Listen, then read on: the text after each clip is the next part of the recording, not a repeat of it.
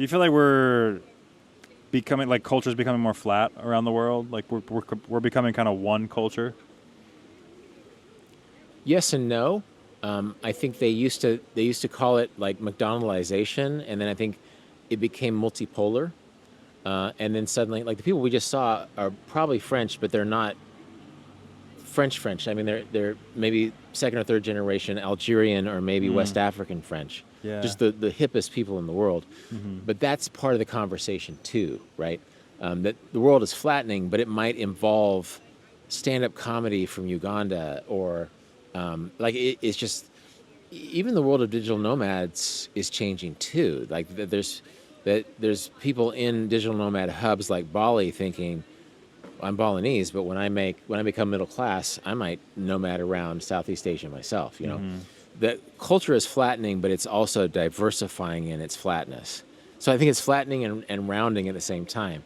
That it's less beholden to place and more beholden to the global conversation. And this is something I thought about a lot because when I was making my video essay about Kansas and how it's depicted in film, film is a mass medium that the entire world was indigenous before a couple centuries ago. You know, that the place informed who you were, right? And so, but now we have people who are mixing and matching. Like that woman may trace her ancestry to Morocco, but she's wearing a California Angels t-shirt and she's maybe wearing jeans, and that maybe the kind of hip hop that she's into is totally influenced by West Africa. And so suddenly, but hip hop itself, which came out of the Bronx, was distilled through South Central Los Angeles. I mean, we're talking about a global conversation that's pretty exciting, you know? And so we're flattening culture. God, this is its own book, right? Yeah. This is the next 100 years of global conversation, is that how can we make the flattening of the world exciting in a way that draws in indigenous wisdom from people who are no longer beholden to indigeneity, right? And so you might get, she may have been wearing some sort of fabric that came from her great-grandmother's community in Morocco, that now she's wearing in a fashion that was derived through Bronx hip-hop and Parisian, fashion, right? And so that's what makes it exciting. That's what, long after we're dead, people are going to be traveling in a world, and then AI is going to be deciding things for us. Yeah. This is the thing, because we talked about individualism versus communal values. I think there's also indigenous versus global values. And so I think we've started to fetishize indigenous culture at the time when it's less common. And in a way, Kiki and I, by moving back to Kansas, are trying to re-indigenous ourselves. We're trying to make a specific piece of land give us wisdom. We're trying to learn the birds from that place. You know, we're trying to get to know our neighbors. Yet at the same time, we're trying to live this global world too. You know, that being a part of Paris and maybe being better in French. And my French is obviously awful. I'm sorry, Leonardo. So, and again, I'm thinking out loud about this because these dichotomies are interesting. You have individualist and collective, and you also have indigenous and global, and those are melding in a way that's kind of amazing. Yeah. I mean, even like with colonial history, it makes for such interesting.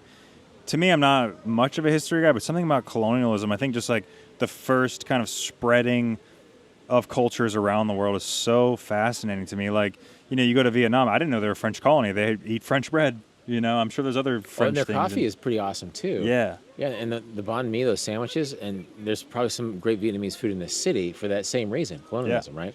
But we think of colonialism in sort of our Western imperialist white guilt mindset, when in fact a lot of languages spread through the South Seas thanks to a kind of linguistic imperialism, and certain cultures predominated and spread their language and their culture and their rituals. We were in the South Pacific last year, and there's a lot of ritual, and we own a pig, right? So we saw the way that pigs are a part of Melanesian culture in a way that is pretty amazing, and that is really ancient. I think it predates the arrival of any Westerners in that part of the world. Vanuatu, the place we were, it was colonized by the French and the British at the same time. Really weird. Great bread. Shared it or something? It was called what was it called? It was called the condominium. They named the country the condominium? Well, they called the agreement the condominium. They agreed to share their colonialism of what was called the New Hebrides, I'm not even sure what the French called Jesus. it. And now it's called Vanuatu. And that was so interesting. It's like the least visited country in the world, right?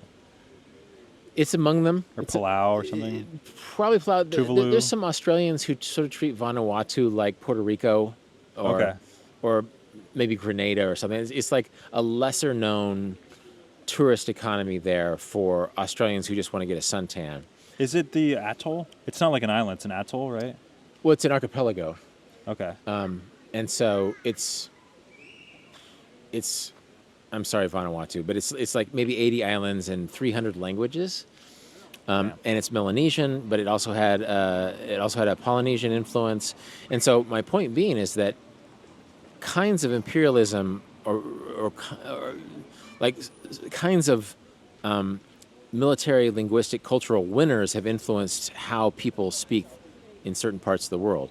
So even though linguistically Vanuatu has 300 languages across 80 islands, they're all Melanesian. They're almost all Melanesian. And so they have shared that cultural heritage. So odds are, even if they don't speak the same language on the island of Pentecost that they do on Mauna Kea, they probably, their relationship to pigs in their indigenous belief systems are probably pretty similar. They probably drink kava like they do in Fiji as well. And so the French English colonialism that sort of changed the world in the 19th century is a drop in the bucket, is just sort of like the nearest and most obvious colonialism or sort of world mixing that happened. I mean, I'm just beginning to study North American indigenous cultures and the victors and the losers in those old wars and sort of economic champions of the different trade systems over time that and that's why the world is so amazing. I've made it a mission here to find like the best Japanese food I can find. I'm staying pretty close to the Japanese neighborhood, so I've been over there a lot. And so I go to this sushi place, and I notice they're not speaking Japanese. I'm like, well, what is this language? And I'm not really sure. And I order my food, and I'm like, I think this sounds like Vietnamese. And then I'm like picking up, I don't really know much Vietnamese, but I'm picking up a few words here and there, and I'm like, but I think they're speaking it with a French accent. Like, Wow. I wonder if they were born in France with Vietnamese parents and now they're working in a Vietnamese restaurant, but they're serving Japanese food to an American guy. It's just like such a complex. Love the 21st century. Yeah.